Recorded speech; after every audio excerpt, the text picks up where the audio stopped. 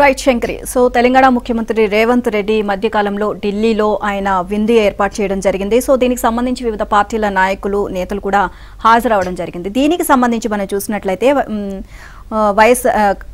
వైఎస్ఆర్ సర్కార్కి సంబంధించి మిథున్ రెడ్డి అలాగే విజయసాయి రెడ్డి వీళ్ళిద్దరూ కూడా ఈ విందుకు హాజరవ్వడం జరిగింది. సో ఎందుకు హాజరయ్యారు అని చెప్పేసి జగన్ పిలిపించి మరి వాళ్ళని తిట్టినట్లు తెలుస్తోంది. సో ఈ నేపథ్యంలో ఓవరాల్ గా చూసినట్లయితే ఇంత అంటే విందుకు హాజరైనంత మాత్రాన ఈయన ఇంత సీరియస్ అవ్వాల్సిన అవసరం ఏంటి అక్కడ అని చెప్పేసి సో దీనికి సంబంధించి విమర్శలు కూడా వినిపిస్తున్నాయి ఆ పార్టీకి సంబంధించి. రైట్, చూద్దాం.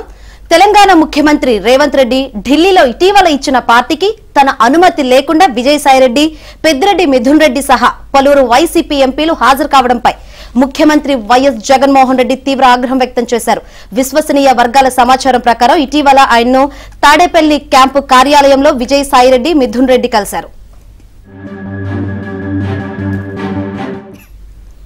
ఈ సందర్భంగా కాంగ్రెస్ ముఖ్యమంత్రి ఇచ్చిన విందుకు ముందస్తు అనుమతి తీసుకోకుండా ఎలా వెళ్లారు అని తీవ్ర అసహనాన్ని వ్యక్తం చేశారు. రాజకీయంగా ఎలాంటి సంకేతాలు వెళ్తాయని మండిపడ్డారు.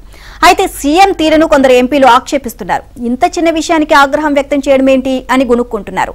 ఢిల్లీలో జరిగిన పరిణామాలు, రేవంత్ పార్టీకి ఎందుకు హాజరు కావాల్సి వచ్చిందో జగన్ కు మిథున్ రెడ్డి వివరించారు.